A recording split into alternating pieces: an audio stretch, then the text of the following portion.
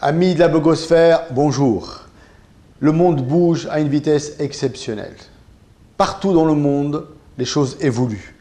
Plus proche de nous, le Maghreb, la Tunisie, avec une révolution du jasmin qui va augurer d'un changement majeur sur le plan de la structure politique du pays, économique et sociale.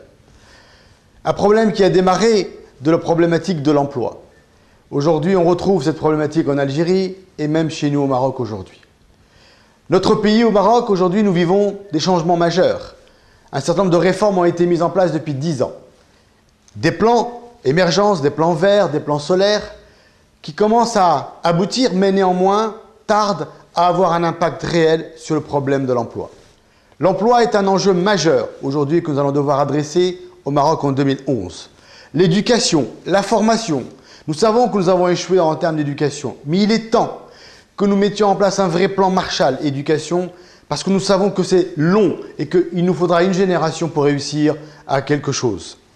En même temps, la santé qui est un vrai sujet pour l'ensemble des citoyens marocains qui veulent se soigner là où ils se trouvent avec le peu de moyens qu'ils ont. Enfin, la justice pour que entreprises, citoyens puissent se sentir égaux devant justement la justice qui est à construire. Nous savons tous ensemble que pour y arriver, il nous faudra commencer par des fondamentaux. Les fondamentaux, c'est d'abord un modèle social qui sécurise la protection sociale de l'ensemble des citoyens, un modèle social qui fluidifie, qui organise le marché du travail, un modèle social qui donne du sens à un projet sociétal sur lequel nous sommes en cours aujourd'hui. Deuxième élément d'importance pour construire notre avenir ensemble, mettre le citoyen au centre de tout développement économique et politique et social. Le citoyen doit reprendre sa place de militant, le citoyen doit reprendre sa place d'acteur. Pour ne pas paraphraser quelqu'un qui disait que notre destinée n'est pas écrite pour nous, mais par nous, il est temps que chacun d'entre nous puisse créer les conditions pour que chacun puisse s'exprimer. L'avenir est aussi à construire en essayant de nous mettre dans une société de compromis et non pas de conflit. C'est-à-dire une vraie logique avec nos partenaires sociaux pour que les entreprises et les partenaires sociaux puissent trouver un terrain d'entente et construire ce Maroc dynamique que nous voulons tous.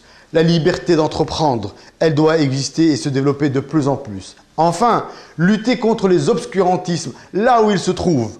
L'Europe vit une crise majeure de sens. Les extrêmes, aujourd'hui, se développent dans tous les pays européens. Mais l'obscurantisme, aujourd'hui, guette l'ensemble des pays à travers le monde et dans toutes les géographies possibles.